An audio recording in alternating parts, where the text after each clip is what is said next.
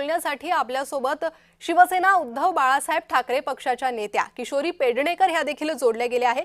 किशोरीताई, थेट उपमुख्यमंत्री एकनाथ शिंदे यांचं नाव समोर येत आहे, जे माजी मुख्यमंत्री राहिलेले आहे महाराष्ट्राचे, आणि त्यांचे खरात सोबतचे कॉल रेकॉर्ड्स या संदर्भात मोठा दावा करतायत दमानिया। तुमची प्रतिक्रिया?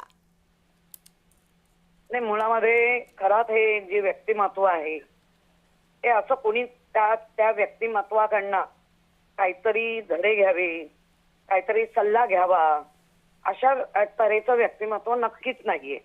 आता त्याच्यातले सगळे गुण, त्यांनी जे केलेल्या लीलया, त्यांनी जे नीचपणा केलाय तो सगळा पकडला म्हणून कळला।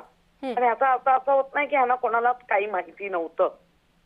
त्या पद्धतीने तो भोंदूगिरी करत होता, त्यालाच तर सगळे बळी पडले। अगदी नीलमताईं ते सगळे की मंत्रिपद मिळावं, मंत्रिपद टिकावं, हे आता उघड उघड दिसतंय। आता प्रश्न असा आहे, तो जो सीडीआर आहे, जे कॉल्स आहेत, ते कॉल पण कळतील कशाला कोणी केले, कुठलं असं इतकं इम्पॉर्टंट काम होतं की अशा नीच खरात सारख्याबरोबर बोलण्याची वेळ आली। ज्या पद्धतीने सगळे सूत्र जुळवली जात आहे, मला वाटतं ते अभयच राजकारण्यांचं होतं, ज्या रुपाली चाकणकरांसारख्या तटकरेंचं पण नाव येत आहे। ह्या लोकांचा अभय होतं म्हणून त्याचा हिंमत वाढत गेली।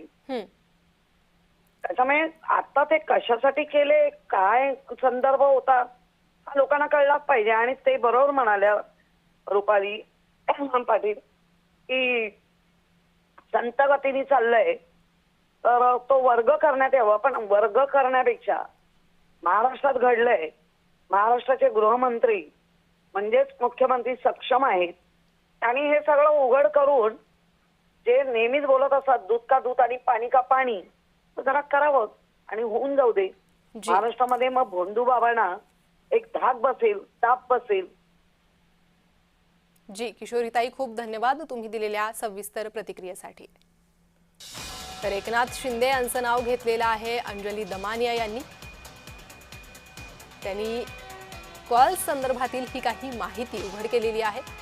चाकणकर, तटकरे यांच्याशिवाय आता उपमुख्यमंत्री एकनाथ शिंदे यांच्या संदर्भात बोललेले आहेत अंजली